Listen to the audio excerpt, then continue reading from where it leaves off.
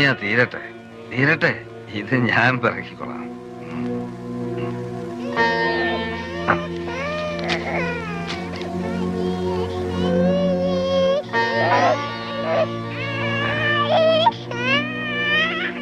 മോനുകുട്ടാ,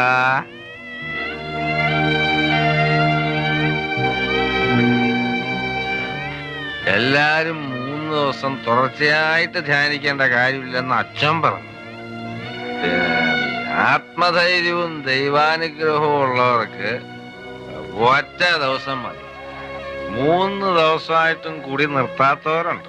ഞാനത് ഒറ്റ ദിവസം കൊണ്ട് നിർത്തും.